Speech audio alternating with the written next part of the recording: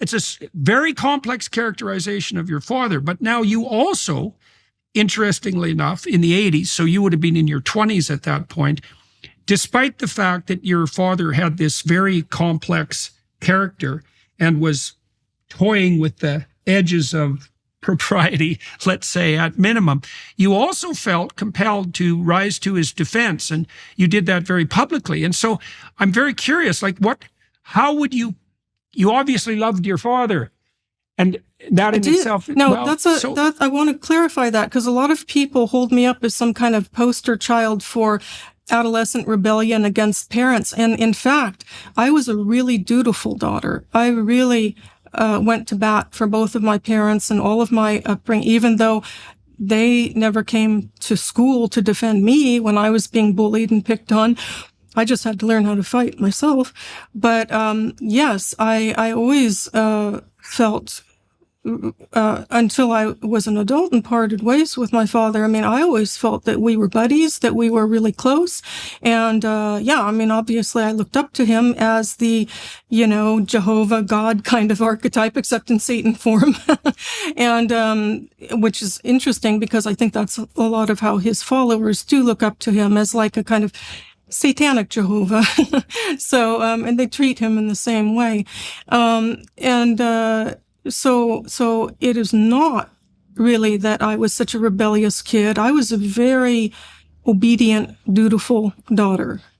And there was only, even though I was left on my own quite a lot growing up, my mother and both of them made it clear that there are only certain rules, which is don't do anything that is going to drag us into a negative light, which in hindsight, I think is really funny, because as if they didn't do enough themselves to do that. But I couldn't do, for example, I didn't have the luxury of having a drug problem. That just couldn't happen, because that would reflect badly on my parents. So that was something that, although they were pretty logically open-minded about, if you want to experiment, let us know, and that kind of pseudo-liberal attitude. However,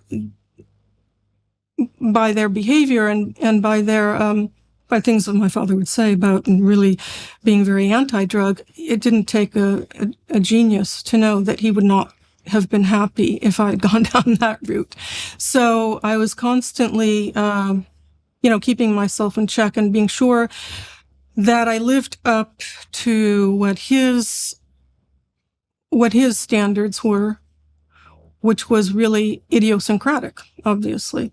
So what I'm trying to say about rebellion, what I'm trying to explain about rebellion is I was not a rebellious child. In fact, I always felt like it was us, our little clan, against the world.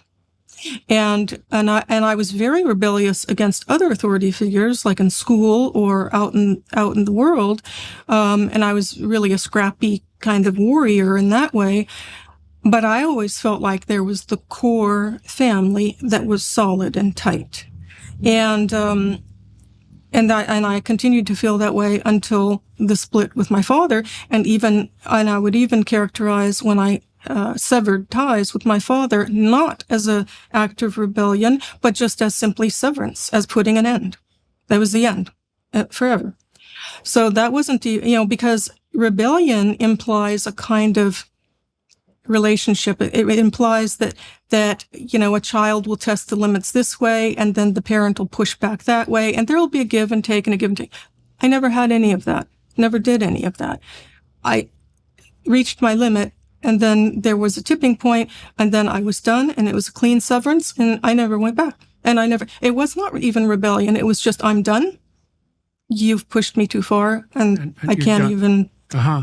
Yeah. Okay, so let me ask you two questions about that, because there's another paradox about your father. I mean, in the satanic rituals, for example, it certainly appears that he's perfectly willing to harness, let's say, sexual activity for the purposes of the church. And there is an overlap with a kind of sexual hedonism there. But you also characterize him as someone who essentially had a law and order orientation, and it was very strict with regards, for example, to your own behavior at least on the drug side. And so those are very difficult things to bring together, right? So you have this Machiavellian person, he's narcissistic, he's a real showman, he's drawing all sorts of attention to your family, and he's a celebrator of what's unacceptable. And yet there's an element of him too that's aligned more with the law and order types. And so, and then you also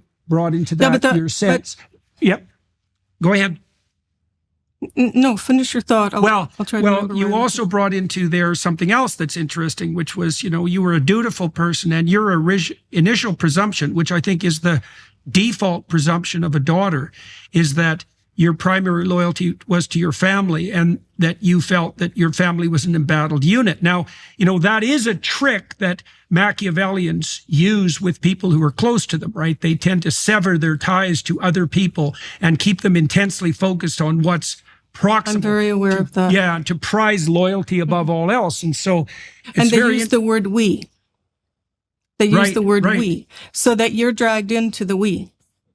Yeah, well, and I can't see how, in some ways, how you could have escaped that as a child, right? I mean, especially if you're relatively dutiful in your personality, because you're going to assume, especially if your father's also charismatic, your primary allegiance is going to be to him.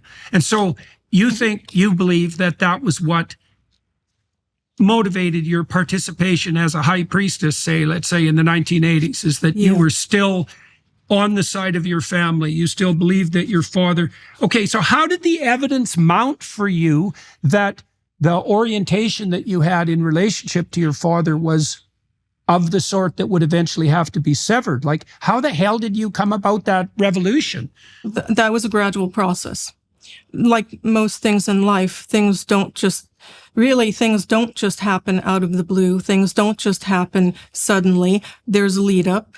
And I've always been a really patient person, and I give people a lot of chances and a lot of benefit of the doubt. And I've always, sometimes stupidly so, but I've always tried to see actually the good in people, even people who are really reprehensible.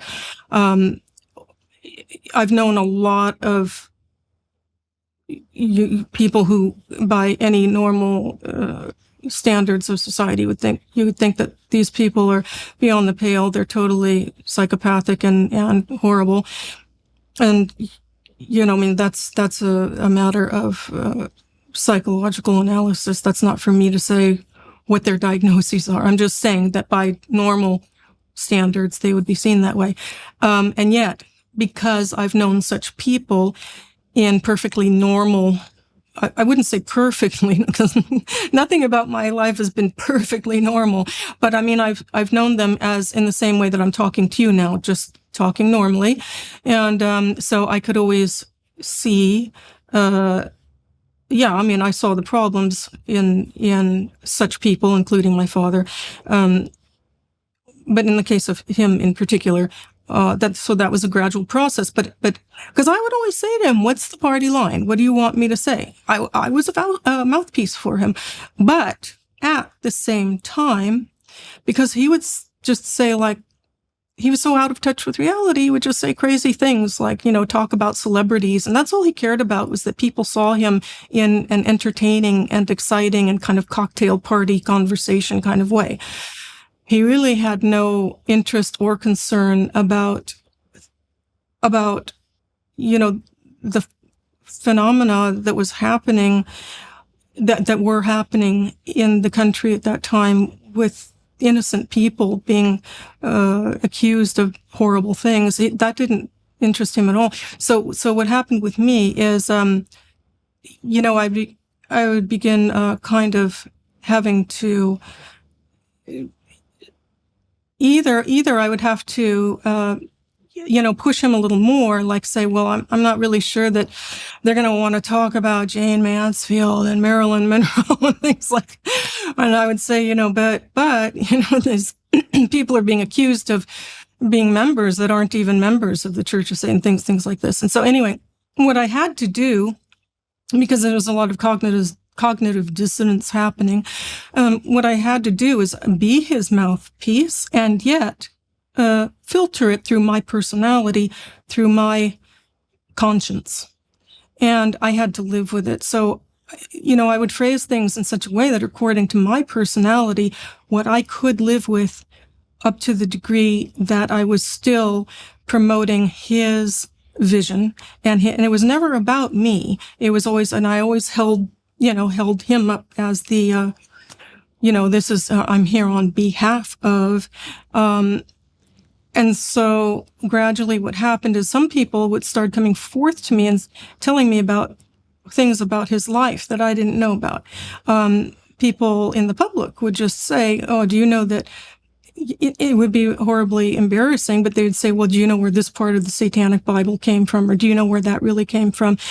And of course, because I lived in a vacuum, in a bubble in my family, so I just accepted. And this is the best way for Machiavellians who are narcissistic, is to get people to be very credible defenders of them, is if you can convince an innocent person that all of your facade is true, and you send them forth, they will be very credulous, and they will be very credible, and they will seem very convincing. And of course, that's the problem of what I have to live with today, is I still get so many Satanists that come to my website or come to my social media pages and clueless and say, how can I join?